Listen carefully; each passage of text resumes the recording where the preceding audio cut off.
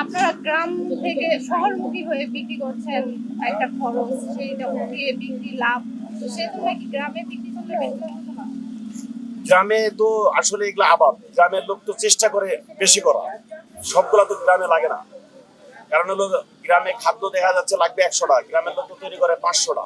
কারণ নাহলে শহরের লোকরা এরা তো আর আবাদ করে না, এদের জন্য তারও বাড়তি করা লাগে। কারণ গ্রামের চাষি লোক, গ্রামের লোকজন তো চাষ করে এগুলা তো বাইরে বিস্তার করার চেষ্টা করে, তাতে সবাই ওরাও সাবলম্বিত হয় এবং সবার চাহিদা মেটাতে পারে। এবার তো ভারত থেকে গরু আসছে, আপনাদের ব্যবসায় কেমন প্রভাব পড়ছে? ব্যবসা বলতে গেলে এখনো বেচা কেনাই নাই, কেউ কিনে নাই, কি করে ব্যবসা বুঝতে পারবো। ঢাকার শহরের অধিকাংশ মানুষের গরু রাখার জায়গা নেই। তাহলে ওরা কিন্তু চিন্তা করে যে চার রাতে গরু কিনবো। হয়তো বা আশা করি 2 থেকে 3 দিনের মধ্যে ওরা গরু কিনবে।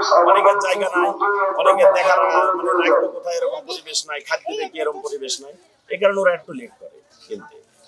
তো সে তুলনায় তো আপনারা অনেকটা আগে নিয়ে আসেন।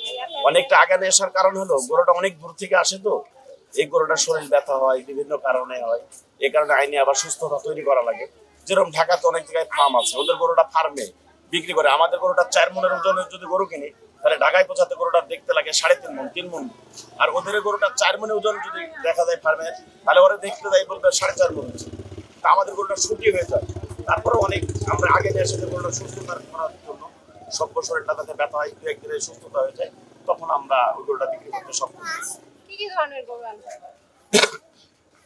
শাহিওয়াল আছে, দেশি গরু আছে, তারপরে বাহামা ক্রস আছে। মোস্ট অফ দ্য মানুষের পছন্দের তালিকায় আমরা দেখি গাভী গরুটা থাকে, যেগুলো পছন্দ করে। তো এইখানে কোনটা চাইতে পারছেন? যারা বকন গরু কিনে, গাভী না, গাভী গরু গুলা চলে না হাটে, কারণ ওগুলা রিস্ক আছে, হয়তো অনেকের পেটে বাচ্চা থাকতে পারে। বকন গরু অনেকে নিয়ে আসে, আমি কোনোদিন আনি নাই। অনেকের চাহিদায় ক্রেতারা বলছে যে সারের চাহিদাটা মোটামুটি, আপনার এখানে সারের চাহিদা কেমন? খারাপ না, ভালো, মোটামুটি ভালো। এই হাটের পরিস্থিতি কেমন বা নিরাপত্তা কেমন দেখছেন?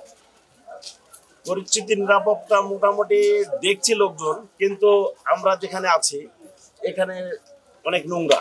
এটা অভিযোগ দেওয়ার পরে এখনো পরিষ্কার হয় নাই, পানি নামছে না। যেহেতু এখানে অনেকে বলছে তারা স্থানীয়, যে ভাই বৃষ্টি উঠলে আপনাদের গরুর পায়ের তলে পানি চলে যাবে। তারপরে অনেক মাটি, এখানে অনেক নোংরা পড়ে আছে আমাদের পাছনে। আমরা অভিযোগও করেছি কাউন্টারে, কিন্তু কোনো পদক্ষেপ নেয়নি। কিন্তু এমনি দেখছি যে হলো যারা হাট সহযোগিতায় আছে সার্বিক, ওরা দেখাশোনা করছে। এদিকে তো অনেক বছর ধরে হাট ছিল, অনেক সাইডে অনেক খালি জায়গা রয়েছে, তো সেক্ষেত্রে কি আপনারা কখনো দাবি জানিয়েছেন যে ওইখানে যদি হাটের ব্যবস্থা হয়, এইভাবে রাস্তায় যদি আপনারা করেন? না, এই ব্যাপারে আমরা কোনো আলোচনা তাদের সঙ্গে করি না। কারণ হলো আমরা শনি রাখলাতে দেখতাম রোডের পরে গরু বাঁধছে, ওখানে এবারে হাট বসতে দেয় নাই, এই সাইডে আমরা এসে বসছি, এই রোডেই বাঁধছে। এখানে নির্ধারিত হাট না, এটা সিজনালি হাট। আচ্ছা, কয়টা গরু আনছেন এই বছর? এই বছরে আমি আনছি 22টা, এখন একটা বিক্রি হয়নি? 2টা বিক্রি করেছি।